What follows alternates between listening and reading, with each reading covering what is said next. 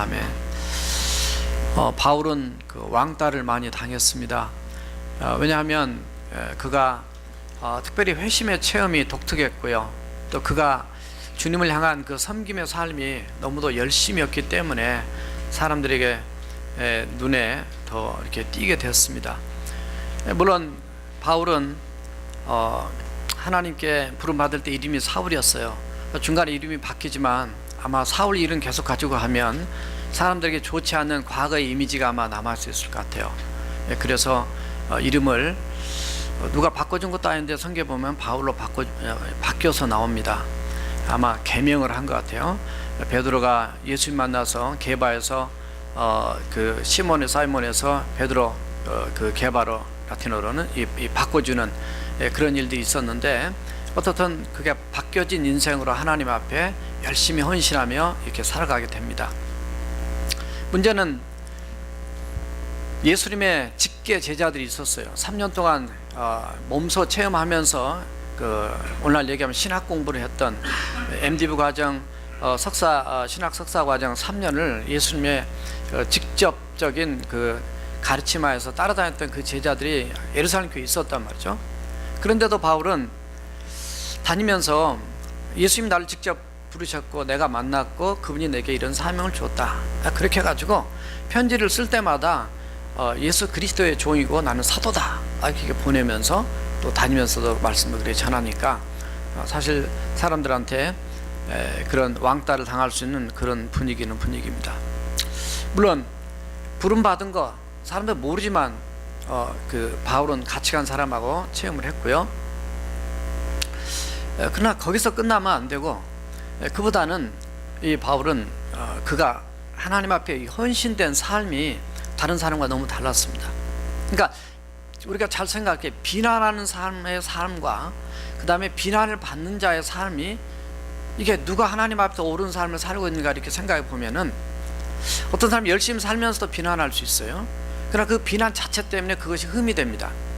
그래서 바울을 비난하고 바울이 무슨 사도냐, 무슨 하나님께 부름받은 제자냐, 이렇게 사도성을 가지고 이렇게 논란을 벌였던 많은 사람들이 그들의 삶의 모습과 바울의 삶의 모습을 보면 이게 너무나 큰 차이가 난단 말이죠.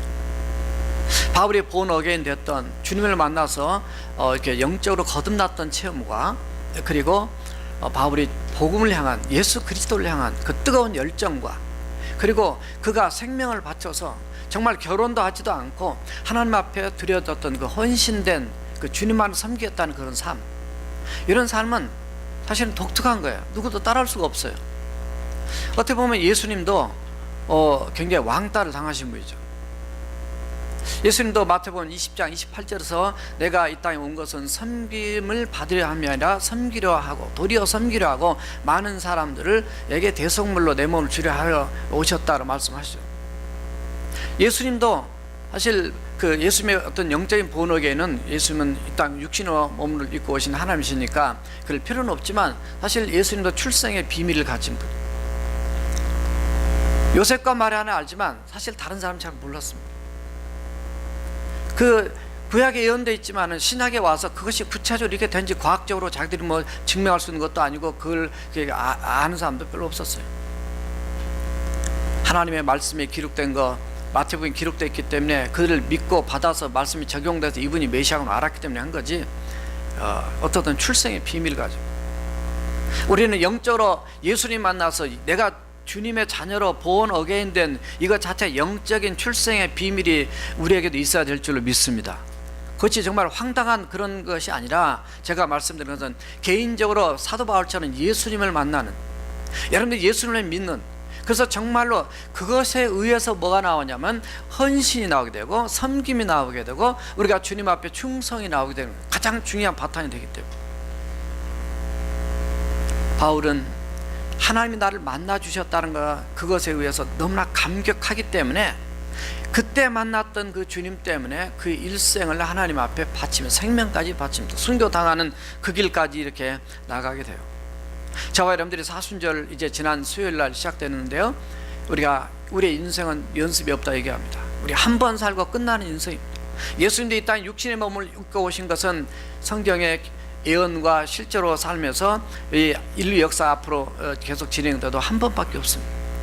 예수님도 한 번밖에 살다 가지 않은 그 인생, 나이 33세 이제 십자가에 달려 돌아가시는데 그 한 번밖에 살지 않은 인생, 마치 하나의 밀알같이 땅에 떨어져 그대로 있으면 많은 열매를 맺을 수 없지만 떨어져 썩어서 죽으면은 많은 열매를 맺는다고 하신 것처럼, 요한복음 12장 24절에서 예수님 직접 말씀하신 것처럼 정말 그렇게 해서 우리의 구원을 위해서, 그것을 어떻게 표현하냐, 예수님 자신이 바로 나는 너희들을 구원하기 위해서 나는 대속물로 너희들을 섬긴다 이렇게 말씀합니다.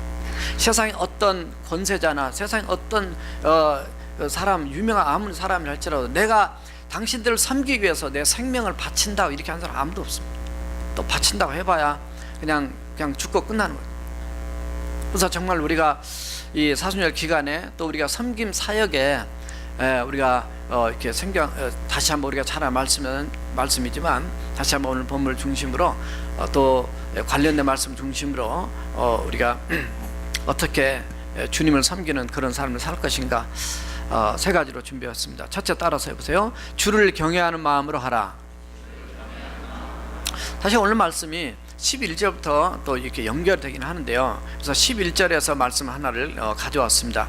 11절에 보니까 사도 바울이 이렇게 말합니다. 우리는 주의 두려우심을 알므로, 이렇게 돼요. 주의 두려우심을 알므로. 이게 무슨 말인가? 이 말은 주님을 두려워하는 것이 무엇인지 나는 안다는 거예요. 주님을 두려워하는 것이 안다는 게 뭘까? 주님을, 이거는 이제 그런 다른 말 holy fear인데 경외하는 마음이다, 이런 이제 성경에 많은 표현들이 나옵니다. 그 주님이 그냥 보통 우리가 생각하는 그런 어떤 사람의 한 분이 아니라는 거예요. 이건 뭘 얘기하냐면 사도 바울이 내가 만났던 그분은 정말 살아계신 하나님이에요. 죽으셨다가 부활하신 하나님이세요. 그리고 나를 만나주신 하나님이시고 나를 속속들이 너무나 잘 아시는 거예요.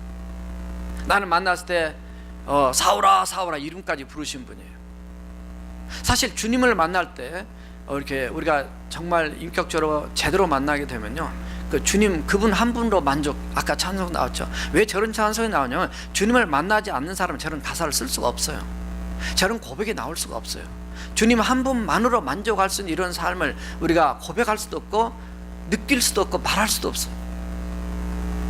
주님이 나 같은 사람을 만나줬다는 것 때문에 우리는 주님에 대한 사랑에 감격하고 주님을 평생 믿고 주님께 헌신하고 사는 삶이에요. 그래서 그 주님 생각하면 그 주님은 어마어마한, 정말 우리가 이 설명이 사실 안 되는 분입니다. 성경으로 계시해 줬기 때문에 우리가 하나님에 대해서 이렇게 얘기를 하지만요, 너무너무 지존하신 그 주님이 나 같은 주님을 대적하고 교회를 핍박하고 예수 믿는 사람을 대적한 그런 자를 주님이 나를 만나주셨다는 것에 대해서 너무나 창피하고 너무나 부끄럽고 너무나 회개를 많이 한 그런 내 모습인 걸 그는 아는 자였어요. 내가 주님을 만나기 전에는 나도 율법이 열심히 있는 자예요. 그리고 사람의 말에 따라 움직인 자예요. 대제사장의 그 공문을 가지고 다메섹에 가서 예수 믿는 사람들을 잡아다가 끌고 예루살렘에 가려고 갔던 그런 자예요. 대개나 아주 세상 권세, 세상의 어떤 그때 당시에 종교적인 힘을 가지고 내가 떵떵거리는 아주 젊은 청년이었어요. 나는 괜찮은 인물이다, 괜찮은 게 착각한 거죠.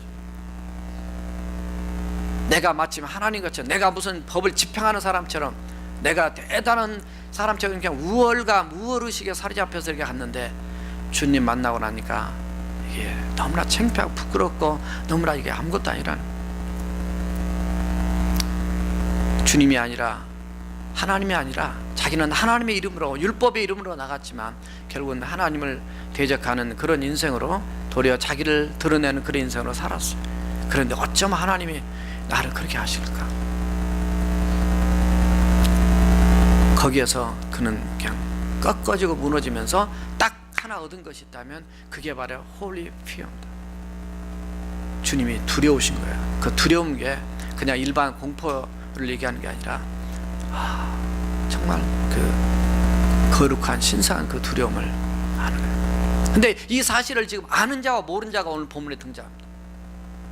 고린도후서를 보내면서 고린도 교회를 사도 바울이 가서 개척을 했음에도 불구하고 그들은 예수님의 사도성에 대해서 거짓 교사들의 말을 듣고 이렇게 같이 휩쓸려서 나가는 거예요. 영적으로 눈이 뜨고 영적으로 하나님의 세계를 아는 자와 모르는 자의 세계는 너무나 극과 극으로 달려가고 있습니다. 나는 안다. 주의 두려우심이 무엇인지 나는 알기 때문에 내가 너희들에게 권면한다라고 얘기합니다. 근데 사실 권면하는 말을 듣습니까? 모르면 말 안 듣습니다. 자녀들도 커서 여러 정도 언제 자라면 그때는 좀 알겠지. 또 그런 얘기 많이 하잖아요. 그때 부모님이 그렇게 말씀하실 때도 왜 그걸 내가 몰랐던가. 부모님이 그 깨닫고 나니까 부모님 돌아가신 다음이고. 그런 것처럼 우리가 하나님의 세계는 체험한 만큼만 합니다. 우리가 주님을 섬기는 삶에 있어서도 가장 중요한 우리의 마음의 자세가 있다면 그것은 바로 홀리 피입니다. 이것이 놓쳐버리니까 내가 앞서게, 내가 주인 되고 내가 영광을 받고 내가 참 하나님이 되어버리는. 사도 바울은 지금 그걸 알고 있는 거예요. 이게 두려운 거예요. 나는 이 두려움을 알고 나 자신이 이미 하나님께 알려졌다. 11절에 그래요. 내 자신이 하나님께 그냥 그대로 다 드러났어요.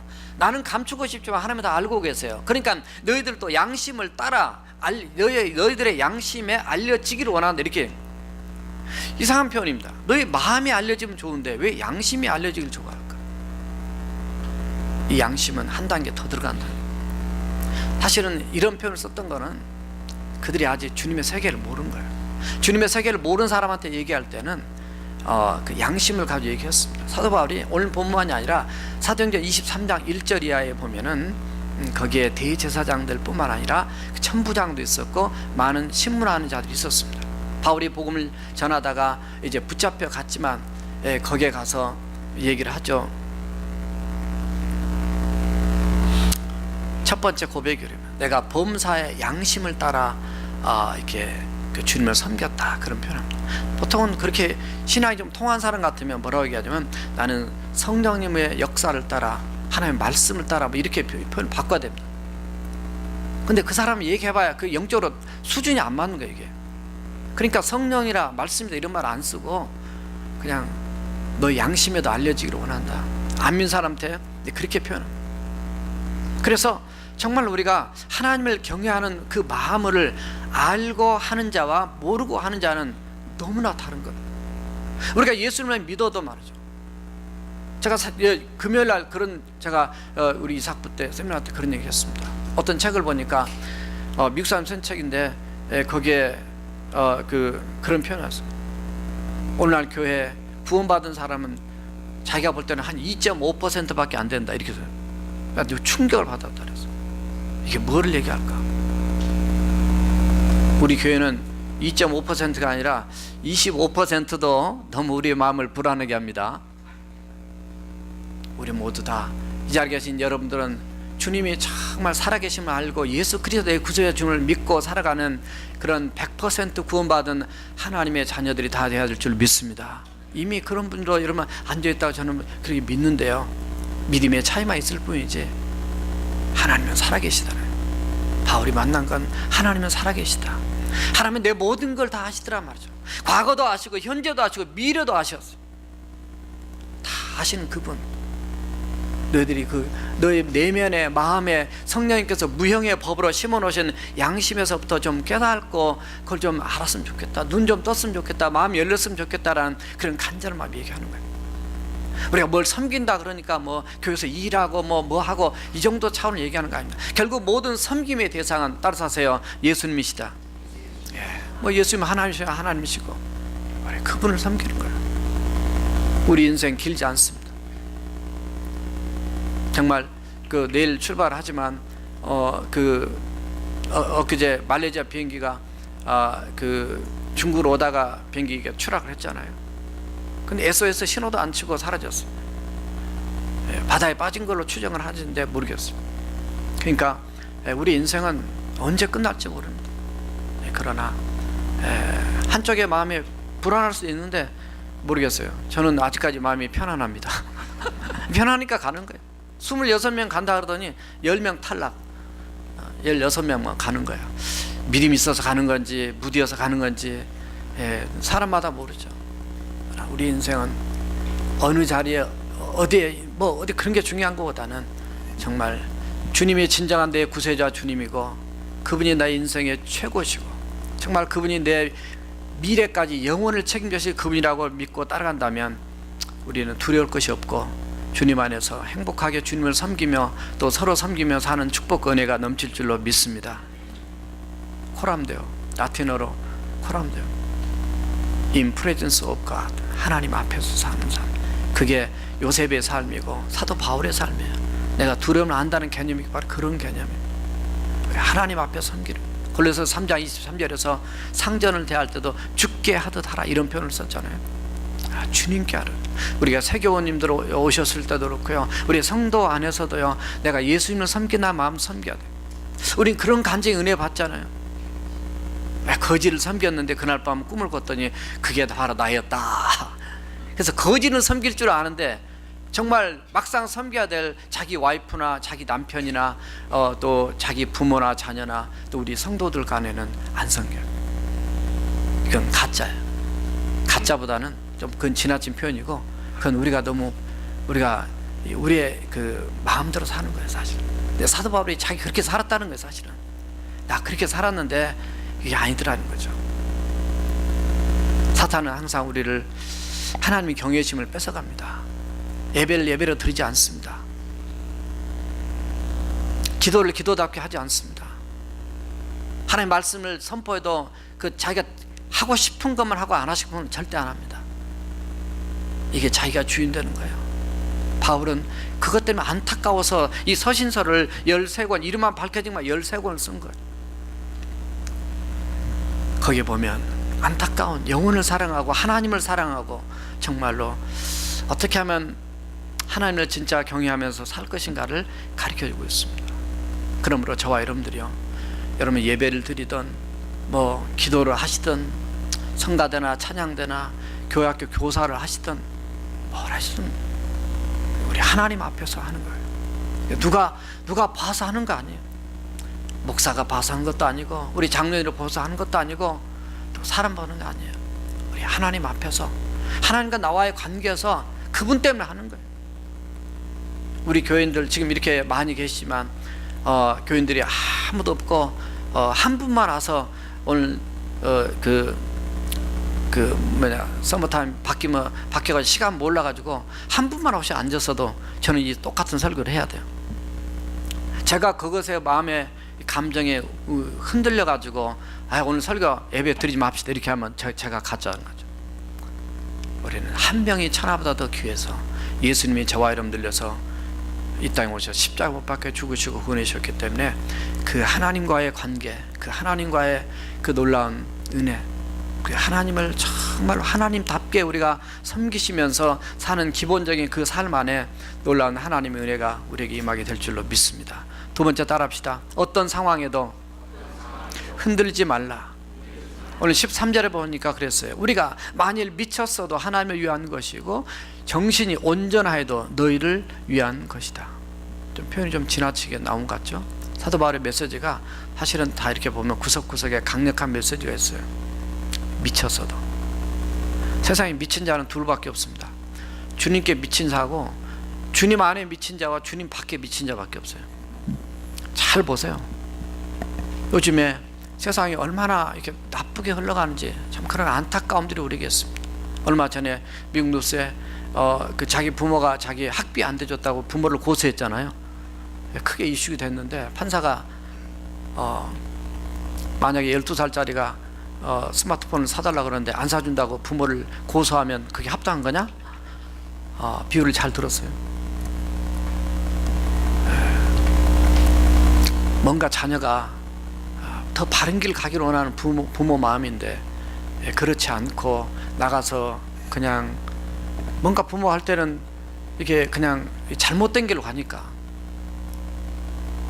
공부하지 않고 술 먹고 가서 또 남자친구가 뭐하고 지냈는지 모르지만 부모가 우시더라고요. 이렇게 울더라고. 그러니까 6,000불 학비를 내라고. 어떻든 요즘에 과학이 발전하고 이렇게 다 좋은 세상 같은데 정신병자들이 얼마나 많아지는지. 한국도 그 수치를 보니까 이렇게 올라가더라고요. 미국도 마찬가지. 금요일날 이삭 세미나 마치고 그 질문지를 적어내시라 그랬는데 제가 거두지를 못했지만 한 분이 제 책상 위에 이렇게 종이 한 장을 놓고 가셨어요. 거기에 보니까 선다우너, 해가 지고 나면 행동이 이상하게 변하는 사람에 대해서 이렇게 목사님 이게 귀신 들린 겁니까? 이렇게 써놨어요. 제가 오늘 입에 들어오기 전에 그분을 만났어요. 잠깐 만나서 어떻게 된 거예요? 그랬더니 제가 병원에 있는데 그런 사람들이 많습니다. 정신병동이 차고 넘치고 있어요. 주님 안에 있으면은 우리 주님께서 여러분을 지키시고 우리의 정신 문제든 마음의 문제든 우리의 환경과 어려움의 문제든 다 주님께서 우리를 온전케 하시는 하나님의 은혜가 늘 보장될 줄로 믿습니다. 사도 바울은 너희들이 볼 때는, 이 표현이 무슨 얘기냐면 사람들이 볼 때 사도 바울을 미친 사람으로 본 거예요. 저 사람이 미쳤단 말이죠. 근데 뭐 때문에 미쳤냐면 내가 사도라는 것, 내가 주님에 만났고 내가 복음을 전하는 거 그렇게 얘기하는 것을 미쳤다고 또 열심히 하니까. 때로는 우리가 그렇게 보여질 수도 있는 사람도 있습니다. 그러나 우리가 주님 안에서 분명히 보면 내가 주 밖에 있느냐 보는 거냐, 주 안에서 보느냐, 정말 성령의 사람으로 보느냐, 하나님 말씀 안에서 바르게 보느냐. 요즘에는 엉터리 신학자들도 그냥 바른 것을 나쁘게도 얘기하는 그런 사람도 있습니다. 그러니까 여러분들이 인터넷을 보든지 뭐 설교를 들으시든지 뭔가 좀 이상하면 물어보세요. 우리는 여기 고린도 교인들이 지금 바울한테 그렇게 얘기하는 거예요. 그러니까 영적인 수준이 다른 거예요. 내가 미쳐도 하나님을 위한 것이죠. 이게 주님이 내게 준 사명이고 주님이 내게 원하시는 일이기 때문에 여기에 나는 주님을 위해서 내 인생을 바쳤다는 거죠. 내가 또 정신이 온전하다 할지라도 그것은 바로 너희들을 위한 것이다. 이 표현은요, 내가 미쳤든지 온전하든지 그건 상관치 않아. 중요한 거는 뭐냐면 나는 하나님과 그리고 당신들을 위해서 나는 내 인생을 바쳤다, 그런 개념입니다. 물론 세상 일에도 열심히 그 일에 몰입하고 열심히 하는 자가 뭔가를 이루더라고요. 뭐 김연아 선수니 또 뭐 한국에 보니까 이상화 선수니 그 얘기를 이렇게 기사에 보니까 아주 열심히, 어떻든 공부도 열심히, 뭐 사업이든 뭐든 열심히 뭐 해서 좀 안 되기도 하고 좀 지연되기도 하고 이렇게 해도 그래도 어떻든 우리가 하나님이 주신 것이라면 어떻든 하나님 앞에서 내가 최선을 다해서 하는 그런 삶 자체는 그냥 우리 가지고 있어야 할 태도라고 저는 봐요. 왜냐하면 문제는 오늘 말씀에서 그런 얘기를 들을 때 사람이 감정에 휩쓸립니다. 기분이 나빠요. 그냥 내버려 둡니다. 에이, 기분 나빠. 손 털어버릴 수 있습니다. 그러나 여기에 사도 바울을 통해서 그가 섬기는 삶의 위대한 모습은요, 흔들리지 않았다는 거예요. 따라서 하세요. 흔들리지 않았다. 예수님 그렇게 잡아 죽이려고 하고요, 예수님 십자가에 가는 그 길을 얼마나 모함하고 이렇게 했어요. 주님은 그것을 하나님 원하신 길인가, 그 누구만 아니면 나와 주님과만 아는 거예요. 사실 어떻게 알겠어요? 그 영적인 세계를 체험하고 하나님 믿고 나가는 그 길을. 그러니까 아무리 핍박해도 그를 흔들리지 않아요. 제가 새벽에도 얘기했고 금요일도 얘기했어요. 우리가 어떤 분이 차를 탔는데 목사님 삼일체에 대해서 좀 설명을 해주세요. 왜냐하면 제가 성경을요 처음부터 끝까지 다 읽었는데요, 보니까 하나님, 예수님, 성령님이 같은 분이시더라고요. 같으시면서 왜 다르신가? 그에 대해 설명을 해요. 그 제가 설명을 간단히 해드렸어요. 그랬더니 속이 시원하네요. 이제는 이제 다 알았습니다. 그러시면서 그분이 한국 가셔서 남편이 절에 가자고 그렇게 강력하게 권면하셨는데도 나는 내가 믿는 하나님, 내가 알고 내가 깨달은, 내가 믿고 있는 그 하나님만 나는 믿겠다. 그랬더니 정말 당신 정말 독하다고 그랬다고 하던가요. 아무튼 우리 주님을 분명히 알면 흔들리지가 않습니다. 우리 주님을 개인적으로 만나지 못하다 보니까 우리가 상황에 흔들리는 거예요. 우리는 주님 안에서 헌신하고 정말 다른 사람한테 저 사람 미쳤다고 얘기할 정도로 들은 난이 있더라도 주님 안에서 주님을 잘 섬김을 통해서 그런 소리를 듣는 게 낫지, 주님 밖에서 정말 묻지마 살인처럼, 아니 우울증에 빠진 것처럼, 뭐 그냥 엉뚱한 세상의 도박이나 그 어떤 쾌락이나 마약이나 엉뚱한 데 빠져서 망가지는 그런 인생처럼 절대로 우리 자신뿐은 하지 않겠지만 또 우리 자녀들도 정말 우리가 권면하고 또 이렇게 영향을 끼쳐야 되는 수많은 사람들도 여러분들과 또 우리의 가르침 때문에 정말 굳건히 서게 되는 그런 분명한 열매들이 있어야 될 줄로 믿습니다. 정말 바울은요, 그 사도행전 26장 24절 이하에 보면 아그리빠 왕 베스토에게 가서 이 말씀을 또 전하는 자기 간증을, 그러니까 사도행전 23장과 22장과 26장에는 바울의 그 개인 간증을 통해서 복음을 전하는 게 나옵니다. 그런데 거기에 베스토라는 왕이 그렇게 얘기했어요. 크게 소리내어 이르되 바울아, 내가 미쳤도다. 네 많은 학문이 너를 미치게 한다. 미친 사람 봤어요. 세상 사람도. 그럴 때 바울이 얘기합니다. 베스토 각하여, 내가 미친 것이 아니요 참되고 온전한 말을 합니다. 물론 미친 사람이 자기 미쳤다고 얘기하는 사람 한 명도 없어요. 그러니까 진짜 미친 거예요. 네. 주님의 복음에 사로잡힌 거란 말이에요. 아그리빠 왕이요, 선지자를 믿으십니까? 믿는 줄 압니다. 그랬더니 그 아그리빠 왕이 이렇게 얘기합니다. 내가 적은 말로 나를 권하여 그리스도인이 되게 하는도다. 그러니까 바울이 말이 적으나 많으나 당신뿐 아니라 오늘 내 말을 듣는 모든 사람도 다 이렇게 결박된 것 외에 나같이 이렇게 나의 결박된 것 외에는 다 나같이 되기를 원합니다. 이런 표현을 해요. 그러니까 뭐 왕이고 누구 그 눈치 보지 않습니다. 이게 말은 쉬운데 이게 쉽지가 않아요. 목사님들이 청와대에 들어가가지고 이렇게 바르게 선포하고 이게 오셔야 되는데 그렇지 않을 때 그런 그 어찌 그럴 수 있냐 이런 그 칼럼들을 이 기독교 신문에 보면 이렇게 나옵니다. 세상 왕도 대통령 앞에 가면 목사님들도 제대로 말을 못하고는 그런 목사님도 계신 것 같아요. 우리가 정말 어떤 상황에도 흔들림 없이 바르게 주의 복음을 증가한다는 게 이게 얼마나 참 위대한 우리의 삶의 모습이고 헌신인가. 그래서 결국은 우리가 섬김이라는 것은 여러분들이 여러 모양으로 교회에서 섬기고 하지만요, 결국 주님을 섬기는 게 그 모든 것의 그 마지막 결론은 예수님 섬기는 거예요. 바울은 예수 믿기 전에도 미쳤어요. 살기가 등등했어요. 어떻게 살기가 등등해서 그 사도행전 8장과 9장 1절 9장도 서두에 이렇게 보면은 다 살기가 등등했다는 게 미친 거죠. 다른 게 사로잡힌 겁니다. 그럼 예수 믿고 난 다음에 살기가 등등한 게 아니라 성령이 등등한, 성령에 사로잡혀서 가는 거예요. 나는 심령에 매여, 사도행전 20장 22절에 보면 내 심령은 성령에 매여서 내가 예루살렘 올라간다. 그래서 나를 환란이 기다려도 가지만 난 두려워하지 않고 올라간다. 주 예수께 받은 사명 곧 하나님의 은혜의 복음을 증거하는 일을 마치려면 나의 생명을 조금도 두려워하지 않는다, 아끼지 않는다. 그러면서 올라가는 거예요. 물론 그분은 사도니까, 바울이고 부름 받은 자니까 그 사람은 그 사람이고 나는 나다 이렇게 생각하면 우리는 항상 그 자리에 머물 수밖에 없어요. 그러나 바울의 그런 귀한 모습을 보면서 우리가 도전을 받아 어떤 상황에도 우리가 흔들림 없이 주님을 섬겨야 되고요, 신앙을 지켜야 됩니다. 오순절 마가 다락방에서 120명, 거기엔 사도들 12명이 포함되어 있었습니다. 그럼에도 불구하고 거기에 있던 적어도 108명, 예수님의 어머니 마리아도 들어있습니다. 사도 12명 빼고 가룟유다를 빼고 마띠아가 들어갔는데 12명 108명이 그도 흔들리지 않았습니다. 나가서 사람들이 그렇습니다. 아주 술 취한 것 같다, 조롱했습니다. 흔들림 없었습니다. 그때부터 12사도들이 순교를 당하면서도 흔들림 없이 그들의 영혼 구원을 위해서 복음을 외치고 나갔던 걸 봅니다.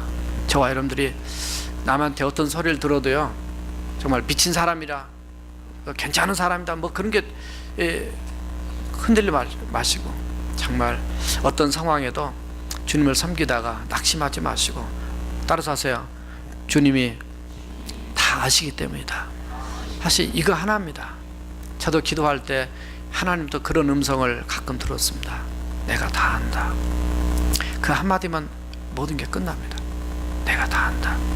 내가 너를 사랑한다. 그 말 한마디에 눈물이 나고 그 말 한마디에 우리의 모든 게 해결이 됩니다. 여러분들 마음에 가슴에 안고 있는 아픔이나 상처나 문제나 걱정 다 주님이 아신다. 세 번째 마지막 따라합시다. 주의 강권적인 사랑으로 하라. 오늘 바울의 고백은 해답이 14절과 15절이었습니다. 그가 미쳐도 온전해도 주님을 위하고 사람들을 위해서 살았던 이 삶의 이유가 하게 들었어요. 그리스도의 사랑이 나를 강권하신다. 우리가 생각하는데 한 사람이 모든 사람을 대신하여 죽었은즉 모든 사람이 죽은 것이다. 물론 예수님의 대표성으로 예수님이 우리의 죄를 대신해서 다 죽으셨기 때문에 그분을 믿으면 우리가 구원받는 대표성의 원리를 얘기하고 있지만은 그 은혜를 그 모든 사람 속에 누가 들어가냐면 내가 들어가 있는, 내 자신이 들어가 있지 않으면 이 사랑을 못 느낍니다. 그러니까 이 주님의 사랑으로 해야 돼. 우리가 주님을 섬길 때 주님을 사랑하고 영혼을 사랑하는 마음으로 권면하고 이렇게 다 하는 겁니다. 그래서 너희 안에 이 마음을 품으라 곧 그리스도 예수의 마음이니 그 예수님의 마음이 곧 사랑의 마음이야. 사랑하기 때문에 헌신하고 희생하고 낮아지고 그분에게 초점을 맞추고 그분에게 헌신하고 이렇게 하는 거예요. 여러분 교회에서 얘기합니다. 어떤 달란트가 있습니까? 저도 달란트 검사 이렇게 은사 검사를 해드리기도 하지만요, 사실은 교회학교 선생님이 되고 성가대가 되고 찬양팀이 되고 뭐 다른 여러 부서에서 섬기고 많이 하십니다.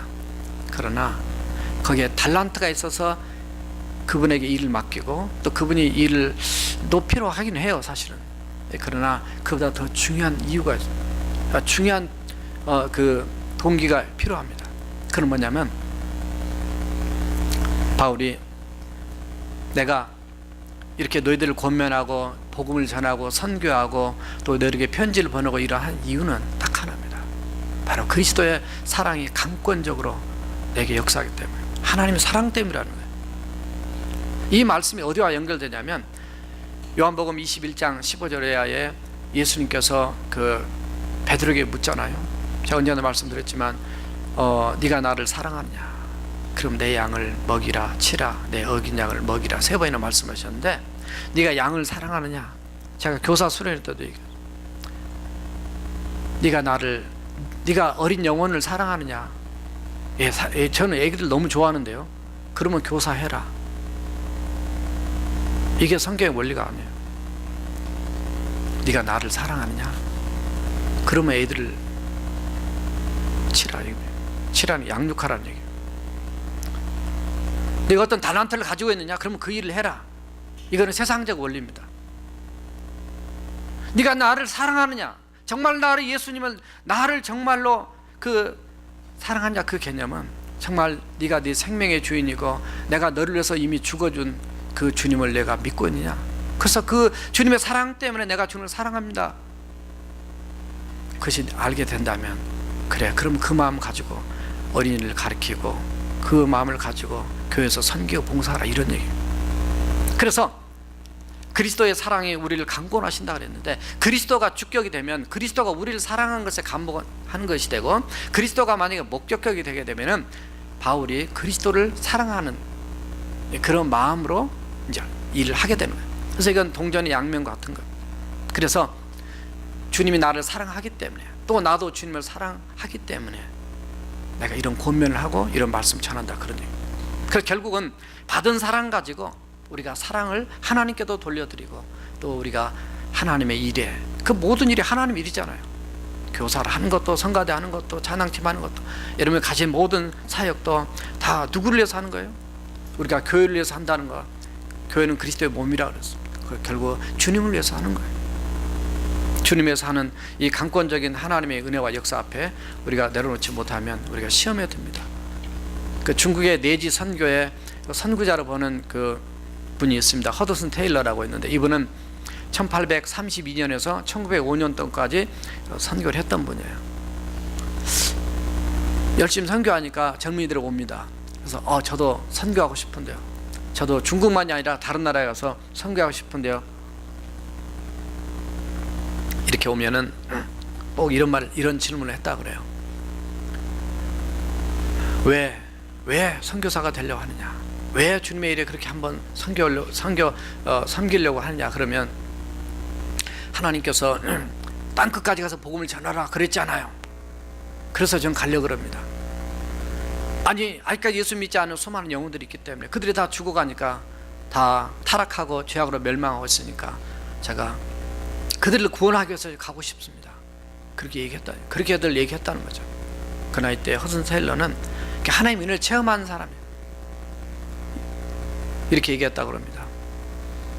당신의 동기는 좋지만 시험과 시련, 고생, 환난, 심지어는 죽음의 순간을 겪게 되면 그런 동기로는 절대로 이겨낼 수가 없습니다. 오직 한 가지만이 어려운 시험과 시련을 견디게 해줍니다. 그것이 바로 그리스도의 사랑입니다. 다시 말해서 그리스도의 사랑이 뭐냐면 He died for me. 그분이 나를 위해서 죽으셨다는. 그러니까 그게 무슨 얘기냐면 그리스도께서 나를 사랑하사 생명 바쳐 죽음으로 내게 보여준 그 사랑, 그 은혜를 깨달은 그거 하나 때문에 내가 죽을 수도 있는 선교 현장 가서 그 모함과 핍박과 어려움을 겪어도 견딜 수 있다라는 거예요. 저와 여러분들이 주님을 섬기고 사순절에 주님을 따라가는 이 길에 우리가 역시 다시 붙잡아야 될 한 가지 섬김에 바로 동력이 있다면 그는 바로 주님께서 저와 여러분들을 위해서 죽어주시고 사랑해 주신 바로 그 사랑을 붙잡고 주님을 섬기고 또 우리가 하는 모든 섬김 자체가 주님을 섬기는 그런 섬김의 삶이니까 그러한 믿음으로 헌신도 또 살아가는 우리의 삶이 되어야 될 줄로 믿습니다. 기도하시겠습니다. 예수님을 위해서 사는 삶이 곧 나를 위한 삶이고요, 예수님을 사랑하는 삶이 나를 위한 또 사랑의 삶이기도 합니다. 우리가 주님을 사랑하고 헌신한 것 같지만 요한일서 4장 19절에 보면 우리가 사랑하면 그가 먼저 우리를 사랑하셨기 때문이라고 말씀합니다. 참으로 오늘 말씀에도 그가 모든 사람을 대신하여 죽으심은 살아있는 자들로 하여금 다시는 그들 자신을 위하여 살지 않고 오직 그들을 대신하여 죽었다가 다시 살아나신 이를 위하여 살게 하려고 우리 주님 죽으셨다. 주님이 욕심자이고 이기적이 아니라 이런 주님 중심으로 주님 위해서 살다 보면은 그 자체가 내가 나를 위해서 사는 인생보다는 훨씬 더 복되고 주님이 나를 책임져 주시는 놀라운 은혜와 하나님의 사랑을 체험하고 사는 그런 결과를 낳기 때문에 오늘 주님을 섬기는 삶에 지쳐 있고 힘들어하는 또 여러분들에게 오늘 위로가 되며요, 주님을 경외하는 마음으로 어떤 삶에도 흔들리지 않는 또 신앙으로 또 주님의 강권적인 그런 사랑에 사로잡혀서 또 주님을 섬기며 행복하게 살아가는 우리 자신들에게서 다 통성으로 기도하시겠습니다. 살아계신 여호와 우리 하나님 아버지, 우리 주여, 주께서 오늘도 저희들을 사랑하시고 당신의 풍성한 주의 은혜 속에 저희들을 붙잡아 주심을 감사합니다. 하나님, 우리가 주님을 섬긴다고 하지만 때로 낙심되고 좌절하고 사람을 보고 때로는